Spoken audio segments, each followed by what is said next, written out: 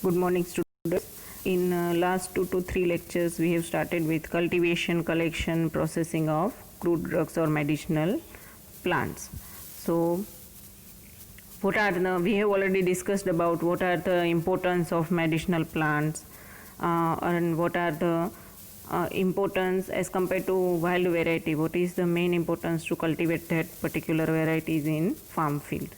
So we have already discussed about cultivation, advantages of cultivation, then disadvantages of cultivations, what are the steps involved, and then different methods of propagation like sexual method of propagation by seeds and asexual method of propagation by other than seeds part, matlab either stem part or root part or budding parts or any part of plant is used for propagation of any type of plant, then it is called asexual method of propagation. Then we have started with different factors affecting cultivation, collection. So this is one of the most IMP questions. We have discussed that this question is compulsorily asked in your paper, this factor affecting cultivation and collection. So what are the factors? Depends on their source or origin. They are classified as internal factor and external factor mainly, but in internal factor also we have distinguished them plant related factor and intrinsic factor. So these are the list of different factors like altitude, temperature, humidity, frost, rainfall, irrigation, light, distance from sea, soil and soil fertility, then types of pesticide use, pest and pest control, preparation of sowing, then different crop rotation, organic farming, fertilizers. These all are falls under external factors. Then plant related factors માં શું આવશે તો કે species selections, plant related varieties, then plant showing, then internal factors described about plant growth regulators. So almost internal factors and plant related factors are almost similar, so you can also include them in only one part also. So these all about discussion of or at least the factor affecting cultivation, collection. Then we have started with altitude. We have already discussed what is the importance of altitude. Altitude no meaning શું થાય તો કે height from sea level. Sea level થી તમારા land ની height કેટલી છે, that also affect the proper cultivation or proper growth of specific plant. So you have to concern about height of land for specific plant material, and you have to choose accordingly the cultivation of plant. કોઈ भी plant કોઈ भी જગ્યાએ cultivate કરીએ તો બરાબર ઉગે નહીં કે એનો પ્રોપર ગ્રોથ મળે નહીં. So we have to take in consider this one of the factor. This table describes such type of specificity of height for such type of plant cultivation. Then second we have discussed about humidity, then temperature, cold environment, hot environment. This is also specific for specific type of medicinal plant. So we have to take in consideration about such type of cultivations and such type of varieties present in your particular depends on your particular atmospheric condition.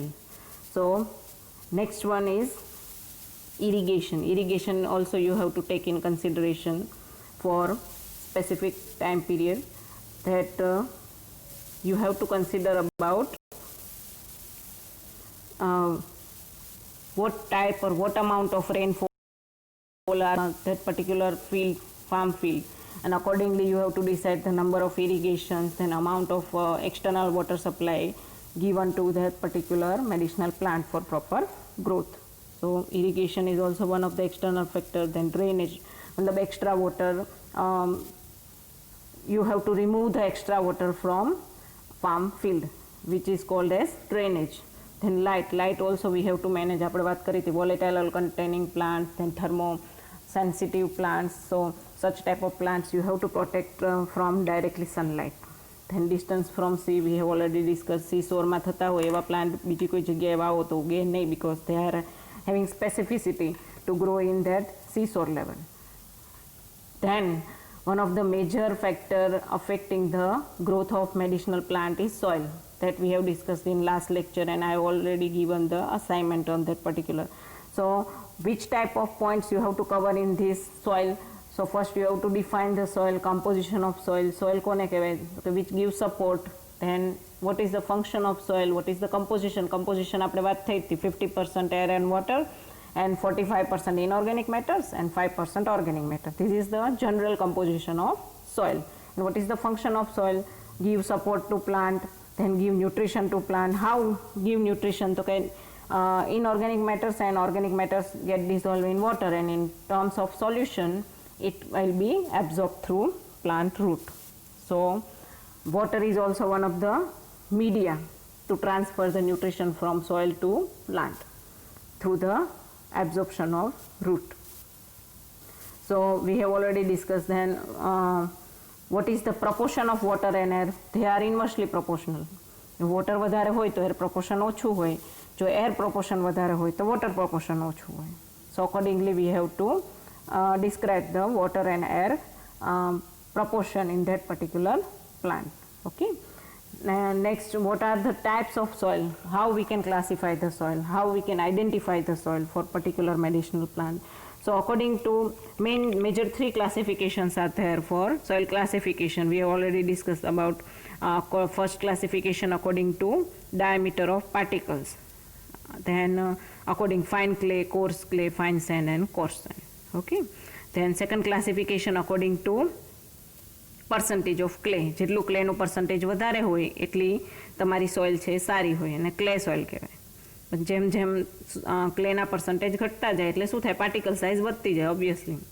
And first and second classification are almost correlate with each other, but we have to describe both in individually with the table.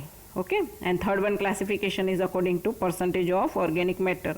And organic matter કયા ફોર્મમાં હોય? Humus ફોર્મમાં. આપણે વાત કરી હતી હ્યુમસનું meaning શું થાય? Degraded portions of living material. Living material જ્યારે dead થાય એટલે dead portion of animals or insects or plants, એનું fermentation થઈ અને જે બને એને શું કહેવાય? Humus. And humus is the one of the major source for organic matters for proper growth of plant. એટલે dead bodyને આપણે દફન કરીએ તો શું થાય? It converts into humus, and this humus increase the fertility of soil. So according to organic matter આપણે કહી શકીએ જેટલી organic matter સારી, આપણે maximum percentage of organic matter કેટલી કહી હતી? 5%. It means 5% ની અંદર જ હોય. જો 0.5% થી ઓછી હોય તો એને poor soil કહેવાય. 0.5 થી 1.5% હોય organic matters તો એને medium soil કહેવાય, intermediate soil. અને 1.5 to 5% મતલબ rich soil. Rich soil મતલબ highly fertile soil, ફળદ્રુપ જમીન કહે ને એ વાળી. Then we have already discussed water holding capacity. So what is the meaning of water holding capacity? The capacity of water to absorb, absorb the water molecules. હવે એ તમને ખ્યાલ જ છે, ચીકણી માટી હોય તો એમાં પાણી છે વધારે ટાઈમ સુધી ચૂસાયેલું રહે, એને કહેવાય એની વોટર હોલ્ડિંગ કેપેસિટી. જેટલી સોઇલની વોટર હોલ્ડિંગ કેપેસિટી સારી હોય એટલી એની ફર્ટિલિટી કેપેસિટી સારી હોય. એટલે જ ચીકણી માટી છે એ વધારે પ્રિફરેબલ છે ફાર્મિંગ માટે. જ્યારે રેતાળ જમીન હોય તો રેતાળ જમીનમાં તમે પાણી નાખો તો એ શું થાય? ટપકી અને ડાઉનવર્ડ જતું રહે, એની અંદર શોષાયેલું ના રહે, એબ્ઝોર્બ થયેલું ના રહે. So water holding capacity of sandy soil is very less. So sandy soil is not preferable for any type of cultivation. So we have to take in consideration about water holding capacity of soil. Then we have already discussed about organic farming. Organic farming kone kehvaય? તો કે without using any chemical materials, only from natural source materials are used for cultivation, collection, then pest control, then fertilizers, pesticides, all are obtained from natural sources. Therefore minimize the pollution of environment, land, atmosphere. તો આ બધું minimum pollution, minimum toxic effects and maximum usage of natural source is called as organic farming, કે જેના side effects બહુ જ ઓછા હોય. તો એ બધું શેમાં આવે? organic farming. Organic farming is one of the advanced cultivation field. Then humus. Humus we have already discussed what is the function of humus. So hold the particles together, matlab increase the water holding capacity of soil. As increase the water holding capacity, it converts into highly fertile soil. બરાબર? Now, second one factor related to soil is pH of soil. So pH of soil is also affected on cultivation of medicinal plant. pH ની range આપણને ખ્યાલ જ છે 0 to 14. 0 to 7 માં હોય તો acidic આવે, 7 मतलब ન્યુટ્રલ and 7 to 14 मतलब alkaline. Generally all the plants required 6 to 8 pH मतलब around the neutral. Alkaline હોય તો બી ચાલે, પણ acidic pH it means it converts into dead soil. Dead soil मतलब it is not preferable for cultivation. So pH, preferable pH range is generally neutral to basic or alkaline, okay, for proper growth of any plant material. પછી અમુક plant સ્પેસિફિસિટી હોય કે જેમાં slightly acidic pH જોઈતી હોય, પણ generalise ફોર્મમાં alkaline pH is more preferable for plant growth અથવા neutral, okay. Next one is microorganism. So the microorganisms grow well when pH range of soil is 6.5 to 7.5 मतलब around neutral. Neutral હોય અને એનું temperature કેટલું હોય 23 degree to 27 degree temperature. Then such type of temperature and pH is highly preferable for microbial growth. અને microbial growth જેટલો સારો હોય it means such type of soil is highly fertile, કારણ કે certain microbes are very useful for particular medicinal plants. Certain microorganism like આપણે કહીએ nitrogen fixation bacteria, પછી rhizobium bacteria, then azolla bacteria, so bifidobacteria. So such type of bacteria are azotobacters. So these all bacteria are very useful for proper growth of medicinal plant. So microorganism no proper growth અને maintenance માટેને pH તમારે maintain કરવી પડે, બરાબર. Function of microorganism શું હોય તો કે they help to absorb the nutrition through the soil to plant. સોઇલમાંથી ન્યુટ્રિશન એબ્ઝોર્બ કરી અને પ્લાન્ટને પ્રોવાઈડ કરે. નાઇટ્રોજન ફિક્સેશન બેક્ટેરિયા શું કરે તો કે directly absorb the nitrogen from atmosphere and fix into the soil, અને એમાંથી પછી શું plant can be easily absorb such type of gases because nitrogen is one of the major requirement of any plant, okay. Next one is soil fertility. So fertility no meaning શું થાય ફળદ્રુપતા કે capacity to provide nutrition. જો લખ્યું છે ને underline કરેલી જ છે. The capacity of soil to provide nutrition is called as fertility of soil. Then how we can increase the fertility of soil can be judged by yielding capacity of crop. હવે તમારી જમીન ફળદ્રુપ છે કે નહીં એ કઈ રીતે ખબર પડે તો કે by checking the crop yielding capacity. તમે વાવો પછી સપોઝ તમે એક વખત મગફળી એક ફાર્મ ફિલ્ડની અંદર મગફળી વાવો છો ને તમને એનો 50% yield મળે છે 50, અને બીજા કોઈ ફાર્મ ફિલ્ડની અંદર તમે સેમ મગફળી સેમ અમાઉન્ટમાં વાવો સેમ જમીનમાં અને તમને એની અંદર 80% yield મળે. then you can easily judge that 80% વાળી જે land છે તે which is more fertile as compared to first one. So according to yielding capacity of crop you can judge the type of fertility of soil. So soil fertility can be maintained. હવે કઈ રીતે maintain કરી શકાય soil fertility તો એના બધા points આપેલા છે. તો ફર્સ્ટ શું આવશે addition of farm yard manure, मतलब આપણે કહે ને ફર્ટિલાઇઝર્સ. ફર્ટિલાઇઝરમાં બી મેન્યુરનો મતલબ શું થાય ઓર્ગેનિક ફર્ટિલાઇઝર, મતલબ નેચરલ સોર્સમાંથી મળતા હોય એવા બધા ફર્ટિલાઇઝર આપણે એડ કરે જઈએ તો શું થાય એની ફર્ટિલિટી મેન્ટેન થાય, બરાબર. કેમ મેન્ટેન કરવી પડે બિકોઝ જો તમે કન્ટિન્યુઅસલી એમાં ક્રોપ વાય જ જાઓ તો શું થાય અમુક ટાઈમ પછી એમાંથી ન્યુટ્રિશન એબ્ઝોર્બ થઈ અને ખતમ થઈ જશે. So we have to maintain the particular nutrition. So we have to provide the nutrition by adding the fertilizer, બરાબર. એના સિવાય બીજું શું આવે ક્રોપ રોટેશન. ક્રોપ રોટેશનથી શું થાય because all the plants having not same requirement of nutrition. જો તમે એક જ ક્રોપ છે વારે વારે વાયા જાઓ તો શું થાય એ લેન્ડમાંથી એ પ્લાન્ટ માટેના જે જરૂરી ન્યુટ્રિશન હોય એ કમ્પ્લીટલી એબ્ઝોર્બ થઈ જાય. સો એક લેવલ એવું આવી જાય ત્યારે તમને શું થાય that particular land is having absence of that particular nutrition which is required for that particular crop. So we have to require the crop rotation, मतलब એક વખત જે પ્લાન્ટ વાવ્યો તો પછી એનો ઓપોઝિટ પ્લાન્ટ વાવવાનો હોય, એટલે શું થાય, એક વખત એના રિલેટેડ ન્યુટ્રિશન હોય પછી બીજી વખત બીજું વાવો ત્યારે શું થાય, એના રિલેટેડ ન્યુટ્રિશન વપરાય, તો શું થાય, સોઇલમાં નેચરલ સાયકલથી એના ન્યુટ્રિશનની જે ક્વોન્ટિટી છે એ મેન્ટેન થઈ શકે. એના સિવાય થર્ડ શું આવે, કેમિકલ ફર્ટિલાઇઝર, કે જે અત્યારે વપરાય છે.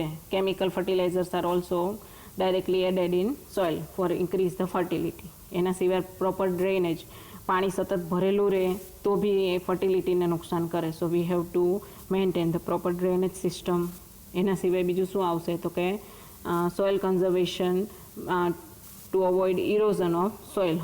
પછી એમાં હોરિઝોન્ટલ એવા ડ્રેનેજ સિસ્ટમ રાખવાની તમારે કે જેથી ઇરોઝન મતલબ શું થાય, ધોવાણ થતું અટકાવવું જોઈએ અને પ્રોપર ઇરિગેશન પ્રોવાઈડ કરવું જોઈએ.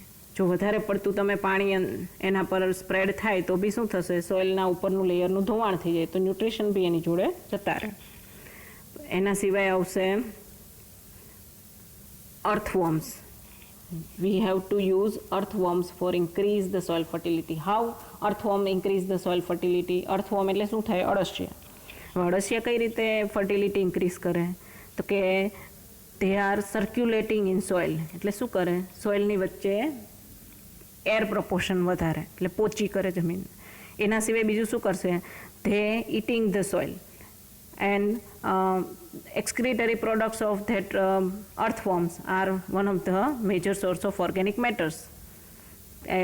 અર્થવોર્મનું જે ફીસીસ છે એનો યુઝ પછી શેમાં થાય, એના સિવાય એના લાર્વીસ છે, એના એગ્સ છે, એ બધા be as a one of the organic matters તરીકે વર્ક કરે. So by this mechanism earthworms are very useful for increase the soil fertility.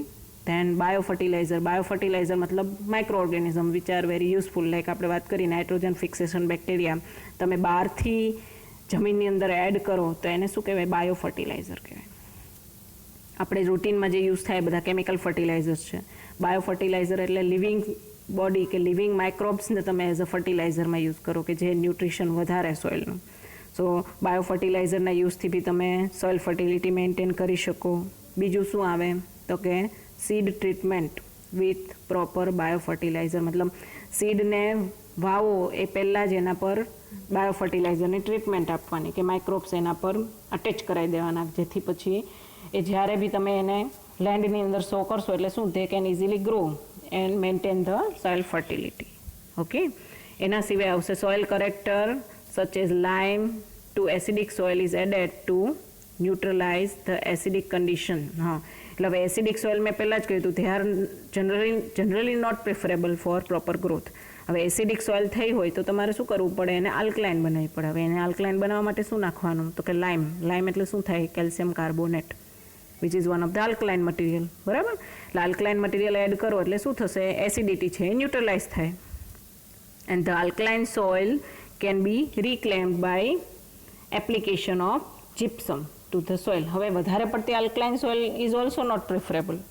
સો વધારે પડતી આલ્કલાઇન સોઇલ હોય તો શું કરવાનું, we have to add gypsum add કરીએ તો એ શું કરશે, એની આલ્કલિટીને ઓછી કરશે. બરાબર. એસિડિક કરી દેશે એવું નહીં, પણ આલ્કલિનિટી ઓછી કરે two maintain the fertility of soil. So these R different factors or different points which increase or maintain the fertility of soil. એટલે સોઇલ ફર્ટિલિટીની અંદર આ બી આવશે બધા પોઈન્ટ્સ. બરાબર. Then variety of medicinal plants are used, like how we can choose particular variety of medicinal plant. હવે તમે કઈ રીતે તમારે કોઈ મેડિસિનલ પ્લાન્ટની કલ્ટિવેશન કરવું છે, then how you can choose that particular medicinal plant for growth. So we have to choose by better and more active constituent, જેમાં વધારે અને સારા ફાઇટો કોન્સ્ટિટ્યુઅન્ટ પ્રેઝન્ટ હોય એવી વેરાયટી તમારે સિલેક્ટ કરવી પડે. then you can get the proper crop. તમારી જો બિયારણ સારું હોય તો જ તમને ક્રોપ સારો મળશે ને. સો good variety of medicinal plant you have to choose. Seed treatment આપણે પહેલાં જ વાત કરી કે સીડની અંદર જ તમારે પહેલાં એની ટ્રીટમેન્ટ કરી દેવાની. પ્રોપર ટ્રીટમેન્ટ કરેલી હોય તો પછી એ સીડ છે એ વધારે સારી રીતે ગ્રો થાય. એમાં ઘણા બધા કેમિકલ્સની ટ્રીટમેન્ટ બી આવે, જો આમાં લખ્યું છે ને થાયોયુરિયા 1%, પછી ફંજીસાઇડ ટ્રીટમેન્ટ આવશે. એટલે ફંજીસાઇડ ટ્રીટમેન્ટ કરો એટલે શું થાય, that type of seeds are prevent to fungal infection. બરાબર. So next is preparation of land for sowing. How you can prepare the land. તમારે કલ્ટિવેશન સ્ટાર્ટ કરવું છે પહેલાં શું કરવું પડે આપણે કે ને જમીનને ખેડે મતલબ deep ploughing why it is required to circulate the air જમીનને પોચી બનાવે એર સર્ક્યુલેશન થાય એટલે એટમોસ્ફિયરની એર છે અંદર જશે which maintain the proper nutrition and air level of soil બરાબર એના સિવાય પછી આપણે એની અંદર પ્રોપર પેસ્ટિસાઇડ છે એડ કરીએ પ્રોપર ફર્ટિલાઇઝર એડ કરીએ તો એ બધું શેમાં આવશે પ્રિપરેશન ઓફ લેન્ડ ફોર સોઈંગની અંદર બરાબર then types of sowing of planting આ એટલું બધું ડીપમાં કરવાની જરૂર નથી organic farming we have already discussed બરાબર rotation of crop so rotation of ક્રોપમાં આપણે વી have to rotate the crop oppositely જો એમાં શું આવે તો કે cereals of plant from Gramineae family followed by લેગુમિનોસથી મતલબ ઓપોઝિટ ફેમિલીવાળા પ્લાન્ટ છે નેચરવાળા પ્લાન્ટ પહેલાં ગ્રેમિની ફેમિલીવાળા પ્લાન્ટ વાયા હોય તો એના પછીની સિઝનમાં તમારે લેગુમિનોસી ફેમિલી ગ્રેમિની ફેમિલીમાં શું આવે રાઈસ વ્હીટ એટલે ઘઉં ચોખા વાવો તો એના પછી તમારે રોટેશનમાં શું વાવવાનું લેગુમિનોસી તો લેગુમિનોસીમાં શું આવે અકાશિયા ટ્રેગાકાંત એટલે આપણે કહીએ ને બાવળ છે પછી જે ગમવાળા પ્લાન્ટ હોય ને એ બધા ઇન્ડિયન સેના લિકોરાઇસ એટલે જેઠી મધ બરાબર અશોકા બ્લેક કટેચુ એટલે આપણે કહીએ ને કાથો એટલે એ ટાઈપના પ્લાન્ટ વાવવા જોઈએ તમારા રોટેશનમાં એક સરખા પ્લાન્ટ એક જ ફેમિલીના એક સરખા પ્લાન્ટ વાવો તો સોઇલ ફર્ટિલિટી મેન્ટેન થાય નહીં બરાબર now one of the major factor is fertilisers and manure so now we have to discussed about fertiliser એ અલગથી પૂછાય છે એટલે જેમ લાસ્ટ ટાઈમ મેં તમને કહ્યું સોઇલ એન્ડ સોઇલ ફર્ટિલિટી આખું અલગથી પૂછાય એવી રીતે ફર્ટિલાઇઝર બી અલગથી પૂછાય ફર્ટિલાઇઝરનો મિનિંગ શું થાય તો કે જો એમાં લખ્યું જ છે ડેફિનેશન મેં વર્ડ આપેલો જ છે તો the chemical elements of their compounds used for plant growth are known as fertilizers. For example, urea, single superphosphate, manures of potash, diammonium phosphate. So these all are falls under different types of fertilizer. એટલે fertiliser શું કરે તો કે બહારથી તમે જે chemical elements આપો કે જે પ્લાન્ટ ગ્રોથ માટે હેલ્પફુલ થાય એ બધા કેમિકલ્સ કે કમ્પોનન્ટ્સને શું કહેવાય ફર્ટિલાઇઝર્સ હવે according to composition they have main 3 classes 3 ક્લાસમાં ડિવાઈડ થાય ફર્ટિલાઇઝર ટાઈપ ઓફ ફર્ટિલાઇઝર પૂછે ને તો ફર્સ્ટમાં શું આવશે માઇક્રોન્યુટ્રિયન્ટ મતલબ જનરલી ઇનઓર્ગેનિક મેટર્સ માઇક્રોન્યુટ્રિયન્ટની અંદર જો ઇનઓર્ગેનિક મેટર્સ બધા જાય છે જનરલી કઈ ઇનઓર્ગેનિક મેટર્સ છે વધારે જરૂર પડે એ બધા મેજરની અંદર આવશે કેમિકલ ફર્ટિલાઇઝરમાં નાઇટ્રોજન પોટેશિયમ અને ફોસ્ફેટ એના સિવાયના બધા છે ને માઇક્રોન્યુટ્રિયન્ટ્સની અંદર માઇક્રોન્યુટ્રિયન્ટ્સ મતલબ which are required in less amount inorganic matters which are required inorganic as well as organic અહીંયા બધા જ આવી જશે જો carbon hydrogen oxygen chlorine nitrogen phosphorus potassium magnesium calcium sulphur copper manganese iron boron molybdenum and zinc so these all are the example of micronutrient અને એની જરૂર છે એના માટે because they also required for specific growth of plant but they are required in very less amount so they are called as micronutrient ખ્યાલ આવ્યો હવે બધાનું સ્પેસિફિક યુઝ આપેલો છે why such type of ingredients are used for proper growth of plant તો કે નાઇટ્રોજનનો use શેના માટે હોય તો કે production and development of vegetative growth માટે નાઇટ્રોજન જરૂરી ફોસ્ફરસ તો કે એ બી એના માટે જ હોય તો producing fruits and sugar development in fruits ripening of fruits પછી પોટેશિયમ તો શેના માટે હોય તો કે sturdiness in the plant act as an cateching agent in the synthesis of carbohydrate and catalyzing agent in the synthesis of carbohydrate and protein એટલે enzymatic રિએક્શનની અંદર બી involve થાય એટલે એના લીધે સેકન્ડરી એન્ડ પ્રાઇમરી મેટાબોલાઇટ છે પ્લાન્ટમાં જનરેટ થાય and very less amount of elements are also used for such type of enzymatic activities different biosynthesis no meaning શું થાય તો કે any synthesis in between the plant material ની અંદર જ તમે કોઈ સિન્થેસિસ કરો તો એ શેમાં આવે તો કે બાયોસિન્થેસિસ પ્લાન્ટ જ નહીં કોઈ બી લિવિંગ બોડીની અંદર આપણી અંદર બી આપણે કહે છે ને વિટામિન ડી ઇઝ ઓટોસિન્થેસાઇઝ તો વિટામિન ડી બાયોસિન્થેસાઇઝ થાય છે એમ કહેવાય એટલે લિવિંગ બોડીની અંદર જે બી સિન્થેસિસ થાય એને બાયોસિન્થેસિસ કહેવાય એટલે પ્લાન્ટની અંદર સેકન્ડરી અને પ્રાઇમરી મેટાબોલાઇટ્સ જનરેટ થાય તો એ આખી પ્રોસેસને શું કહેવાય biosynthesis and as a part of biosynthesis such all માઇક્રોન્યુટ્રિયન્ટ્સ R useful. એક કે બીજા સ્ટેપની અંદર biosynthesis of alkaloids, protein, carbohydrates એ બધા માટે આ બાયોસિન્થેસિસમાં માઇક્રોન્યુટ્રિયન્ટ્સની જરૂર as well as major nutrients are required. Okay, next આવશે next class chemical fertiliser. First વાળું હતું માઇક્રોન્યુટ્રિયન્ટ્સ. માઇક્રોન્યુટ્રિયન્ટ્સ એટલે બહુ ઓછા પ્રમાણમાં જરૂર પડતા હોય એવા, એટલે બાકીના બધા મેજર ન્યુટ્રિયન્ટ્સની અંદર બે આવે. એમાં ન્યુટ્રિયન્ટ્સમાં કયા કયા? પોટેશિયમ, ફોસ્ફરસ અને પોટેશિયમ અને નાઇટ્રોજન, 3. બરાબર, NPK યાદ રાખવાના, એ મેજર ન્યુટ્રિયન્ટ્સ છે પ્લાન્ટ માટેના. હવે એ જ વસ્તુ તમે બહારથી પ્રોવાઈડ કરો છો તો એ બધું શેમાં આવશે? કેમિકલ ફર્ટિલાઇઝરની અંદર. કેમિકલ ફર્ટિલાઇઝર્સ કોને કહેવાય? તો કે inorganic fertilizers are known as chemical fertilizer and they are prepared in factory by certain chemical process. એટલે કેમિકલ ફેક્ટરીમાં બને અને જનરલી એનું કમ્પોઝિશન પ્રમાણે એના ટાઈપ્સ પડશે. એના કમ્પોઝિશન પ્રમાણે એના 3 ટાઈપ છે. જો સ્ટ્રેટ ફર્ટિલાઇઝર, કમ્પાઉન્ડ ફર્ટિલાઇઝર અને મિક્સ ફર્ટિલાઇઝર. તો કેમિકલ ફર્ટિલાઇઝરમાં મેઇન કમ્પોનન્ટ 3 મેં કહ્યું ને, N, P and K. 3 અલગ અલગ બને તો એને સ્ટ્રેટ ફર્ટિલાઇઝર કહેવાય. એક ફર્ટિલાઇઝરમાં ખાલી નાઇટ્રોજન હોય, એક ફર્ટિલાઇઝરમાં ખાલી ફોસ્ફરસ હોય, એક ફર્ટિલાઇઝરમાં ખાલી પોટેશિયમ હોય. એટલે પોટેશિયમ એટલે ખાલી મતલબ એનો સોલ્ટ હોય કોઈ બી. ફોર એક્ઝામ્પલ, જો નાઇટ્રોજિનસ ફર્ટિલાઇઝરની અંદર આપણે શું કહીએ? અમોનિયમ સલ્ફેટ હોય, કેલ્શિયમ અમોનિયમ નાઇટ્રેટ હોય કે યુરિયા હોય, તો એ શું છે? One of the source of nitrogen. Nitrogen source માટે કોઈ બી કેમિકલ ડેરિવેટિવ યુઝ થાય એઝ અ ફર્ટિલાઇઝર તો એને શું કહેવાય? Straight fertilizer. Same way second શું આવે?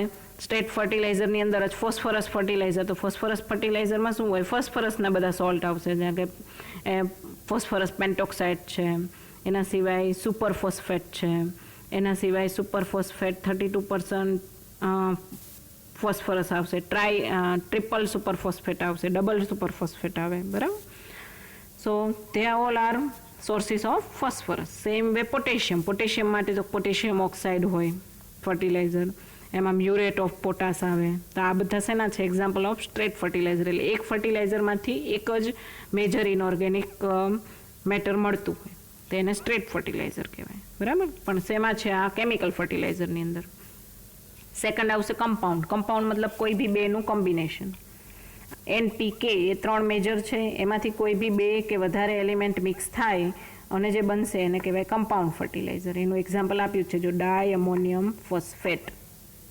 એનો મતલબ શું છે? એમાં અમોનિયા બી છે, અમોનિયા એટલે નાઇટ્રોજન, અને ફોસ્ફેટ એટલે ફોસ્ફરસ, P. એટલે શું થયું? N અને P નું કોમ્બિનેશન છે, એટલે એને કહેવાય compound fertilizer. Mixed fertilizer or manure ફર્ટિલાઇઝરમાં શું આવશે? તો કે mixture of these 3 in different proportion. NPK 3 નું મિક્સચર થાય તો એને શું કહેવાય? Mixed fertilizer. બરાબર. અને they are prepared in factory by mixing the straight or compound fertilizer. એટલે સ્ટ્રેટ ફર્ટિલાઇઝર ઇન્ડિવિજ્યુઅલ બી અને મિક્સચર બી બધું મિક્સ કરીને જે બનાવવામાં આવે એને મિક્સ્ડ ફર્ટિલાઇઝર કહેવાય. એના એક્ઝામ્પલમાં જો આપ્યા છે ડિફરન્ટ પ્રપોર્શન. NPKના પ્રપોર્શન 15-15-15 પ્રપોર્શનવાળું બી બને, 10-26-26 વાળું બી બને, 23-46-0. એનો મતલબ શું થાય? 10-26-26 મતલબ 10 part of nitrogen, 26 part of phosphorus and 26 part of potassium. એ ત્રણેયનું મિક્સિંગ કરી અને એનો ફર્ટિલાઇઝરમાં યુઝ થાય તો એ ફર્ટિલાઇઝરને શું કહેવાય? Mixed fertilizer. ખ્યાલ આવ્યો? એટલે ફર્ટિલાઇઝરની અંદર આપણે શું જોયું? પહેલાં તો એની ડેફિનેશન લખવાની. જો આ પોઈન્ટ્સ બધા ખાસ યાદ રાખવાના. કોઈ બી આન્સર લખો એટલે આ રીતે પોઈન્ટ વાઇઝ જ આવવો જોઈએ. એક્ઝામમાં એ રીતે પૂછાઈ શકે કે analyst the factor affecting cultivation and describe fertiliser in detail. તો ફર્ટિલાઇઝર્સ ડિટેલમાં પૂછાય. પહેલાં તો એનલિસ્ટ કરવાના, પહેલાં ફેક્ટર અફેક્ટિંગ એ તો તમને ખ્યાલ જ છે. External factor, internal factor, plant related factor, એ બધાના નામ જ આવશે. એનલિસ્ટ મતલબ ખાલી નામ. બરાબર. એના પછી આવશે ફર્ટિલાઇઝર. તો સ્ટાર્ટ ક્યાંથી થાય? ડેફિનેશન. કોઈ બી આન્સરમાં ડેફિનેશન ફર્સ્ટ આવે. ડેફિનેશનમાં શું આવે? ફર્ટિલાઇઝર. તો કે કોઈ બી inorganic elements we are using to increase the soil fertility is called as fertilizer. ખ્યાલ આવ્યો? Inorganic or organic elements which are used to increase the fertility of soil is called as fertilizer. હવે એનું શું આવશે? According to composition they have main 3 class. એક તો શું હતું? માઇક્રોન્યુટ્રિયન્ટ્સ. એટલે બધાનું ઇન્ડિવિજ્યુઅલ ડિસ્ક્રિપ્શન આવશે. સેકન્ડ શું આવશે? તો કે કેમિકલ ફર્ટિલાઇઝર. કેમિકલ ફર્ટિલાઇઝરમાં મેજર ન્યુટ્રિયન્ટ કહી શકીએ આપણે એને NPK. હવે એનપીકે 3 ઇન્ડિવિજ્યુઅલ હોય તો એને શું કહેવાય? તો કે સ્ટ્રેટ ફર્ટિલાઇઝર. 2નું મિક્સિંગ હોય તો કમ્પાઉન્ડ, અને 3નું મિક્સિંગ હોય તો મિક્સ્ડ ફર્ટિલાઇઝર. બરાબર? So these are the different types of chemical fertilizer. એના પછીનો થર્ડ મેઇન પાર્ટ છે મેન્યુર. મેન્યુરની અંદર શું આવશે? Organic fertilizer. જો ફર્સ્ટવાળું માઇક્રોન્યુટ્રિયન્ટ મતલબ ઇનઓર્ગેનિક હતું, ડેફિનેશનમાં આપણે શું કહ્યું? તો કે એની ઓર્ગેનિક ઓર ઇનઓર્ગેનિક એલિમેન્ટ્સ. પહેલા 2 ક્લાસની અંદર શું આવ્યા? ઇનઓર્ગેનિક એલિમેન્ટ્સ આવ્યા. હવે ત્રીજા ક્લાસની અંદર શું આવશે? ઓર્ગેનિક એલિમેન્ટ્સ આવશે. ચોથા ક્લાસની અંદર બી ઓર્ગેનિક એલિમેન્ટ્સ આવશે. બરાબર? તો મેન્યુર ઇઝ શું? તો કે they are the organic matters. For example એમાં શું? Farmyard manures which contains NPK along with other organic matters. બરાબર? એટલે મેન્યુરમાં શું આવે? Generally organic matters are present. હવે મેન્યુરની અંદર શું યુઝ થાય? તો કે કેસ્ટર સીડ કેક, મતલબ પ્લાન્ટ એનિમલ પાર્ટ્સમાંથી જે બી બનાવવામાં આવે ફર્ટિલાઇઝર લિવિંગ પોર્શનમાંથી, તો એ બધા શેમાં આવશે? મેન્યુરની અંદર આવે. ફોર એક્ઝામ્પલ જો આમ આપીશ castor seed cake. Castor seed cake મતલબ આપણે કહે ને દિવેલ, એરંડીના ઓઇલ નીકાળ્યા પછીના જે કચરો વધે ને એનો યુઝ થાય ફર્ટિલાઇઝરમાં. સેમ નીમ કેક, નીમ એટલે નીમના પત્તાનો ક્રશ કરીને એનો યુઝ થાય. કરંજ કેક, કરંજના પત્તાને ક્રશ કરી એના સીડને ક્રશ કરીને એનો યુઝ થાય. લિનસીડ કેક, લિનસીડ એટલે અળસીને ક્રશ કરીને એનો યુઝ થાય. કેક મતલબ એનો પેસ્ટ. ધેન બીજામાં આપણે વર્મી કમ્પોસ્ટ કે વર્મી કમ્પોસ્ટ મતલબ decomposition material of any worms, earthworms. એટલે અર્થવોર્મ્સની જે એક્સક્રીટરી પ્રોડક્ટ્સ છે, એના સિવાય એના એગ, એના લાર્વી, એ બધાનું મિક્સચર છે, એનો તમે એઝ અ ફર્ટિલાઇઝર યુઝ કરો તો એને વર્મી કમ્પોસ્ટ કહેવાય. બરાબર? એના પછી આવશે બોન મિલ. બોન મિલ એટલે હાડકાના ક્રશ કરીને એનો બી યુઝ થાય, એનિમલ બોન્સને ક્રશ કરીને. પછી અમુક પ્લાન્ટ છે આખા સુકાઈ ગયા પછી એને બી ક્રશ કરીને એનો બી યુઝ થાય. બાયોગેસ સ્લરી એટલે આપણે કહે છે ને એક્સક્રીટરી ફીસીસ મટીરિયલ ઓફ કેટલ્સ, છાણ, કે છાણમાંથી બાયોગેસ નીકાળ્યા પછીનું જે એક્સ્ટ્રા મટીરિયલ વધે એનો બી આપણે યુઝ કરી શકીએ as a manure. Blood meal એટલે એનિમલ બ્લડનો બી યુઝ થાય as a fertiliser. Press mud એટલે છાણા થાપે એ. બરાબર?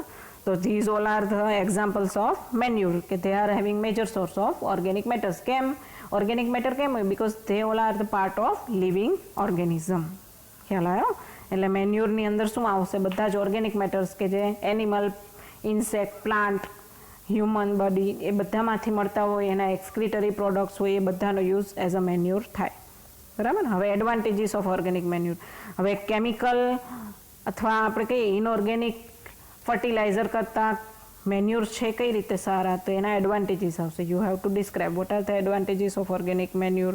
તો કે maintain the soil fertility because they are harmless. બરાબર? એના સિવાય શું કરે? તો કે તે provide the food material to microorganism. કારણ કે એમાં ઓર્ગેનિક મેટર્સ છે એટલે શું કરે? સોઇલની અંદરના માઇક્રો ઓર્ગેનિઝમનો ગ્રોથ વધારે. એના સિવાય that particular organic air and water ratio is balanced. Air water રેશિયોને બેલેન્સ કરશે. એબ્ઝોર્પ્શન ઓફ વોટર કરે. ઓર્ગેનિક મેટર હોય એટલે શું કરે? તે easily absorb the water from atmosphere or from any other source. એટલે વોટર એબ્ઝોર્પ્શન કેપેસિટી વધારે, વોટર હોલ્ડિંગ કેપેસિટી વધારે. જેટલી વોટર હોલ્ડિંગ કેપેસિટી સારી હોય એટલી સોઇલ સારી. આપણે પહેલાં જ વાત થઈ હતી. બરાબર? Y the organic matter is decompose? Humus is when the organic matter decompose. હવે તમે જે ઓર્ગેનિક મેટર નાખી અંદર એ શેમાં કન્વર્ટ થાય? After fermentation. એટલે એનો બગડે પછી એનું કન્વર્ઝન શેમાં થશે? તો કે ઇટ કન્વર્ટ્સ ઇન્ટુ હ્યુમસ. અને હ્યુમસ શું કરશે? ઓબ્વિયસલી સોઇલ ફર્ટિલિટી વધારે. બરાબર? Soil pH is maintain to neutral. હા, પછી ઓર્ગેનિક મેટર નાખો એનાથી શું થાય? એને પીએચ બી ન્યુટ્રલ રહે સોઇલની. પછી ટેમ્પરેચર બી મેન્ટેન થાય. પછી ઇવોપરેશન ને લીચિંગ ઘટાડે. એટલે શું? વોટર હોલ્ડિંગ કેપેસિટી વધારે. બરાબર? So organic matter is heart of soil. સોઇલની અંદર જેટલું ઓર્ગેનિક મેટર હોય એટલી સોઇલ છે જીવંત કહેવાય. ખ્યાલ આવ્યો? So these all are different advantages of manure. Last one class of fertiliser is biofertiliser. So નામ પરથી જ ખબર પડે બાયો ફર્ટિલાઇઝર મતલબ લિવિંગ ફર્ટિલાઇઝર. કે living microorganism or living insects or living worms are use for increase the fertility of soil. જો એમાં આપેલું છે chemical fertilizers are costly and give undersides effects, એટલે ઘણી બધી ટોક્સિક ઇફેક્ટ્સ બી આવે. ઘણી વખતે સોઇલ પોલ્યુશન કરે, એટમોસ્ફિયરિક પોલ્યુશન કરે, કારણ કે chemical fertilizers are having somewhat protective effect as well as somewhat toxic effects to plant as well as to soil, land and atmosphere. Okay, પણ બાયોફર્ટિલાઇઝરમાં એવું નહીં થાય. કેમ? તો કે in the presence of inadequate supply of organism, manure, these are demerits of chemical fertilizer. એટલે આ બધા શું છે? ડીમેરિટ્સ મતલબ ડિસએડવાન્ટેજીસ ઓફ કેમિકલ ફર્ટિલાઇઝર. હવે એ બધા ડિસએડવાન્ટેજીસને ઓવરકમ કરવા માટે આપણે શું યુઝ કરી શકીએ? બાયોફર્ટિલાઇઝર. બાયોફર્ટિલાઇઝર કોને કહેવાય? તો કે ડિફરન્ટ ટાઈપ્સ, જો આમાં આપી છે, અંડરલાઇન કર્યું છે મેં, તો કે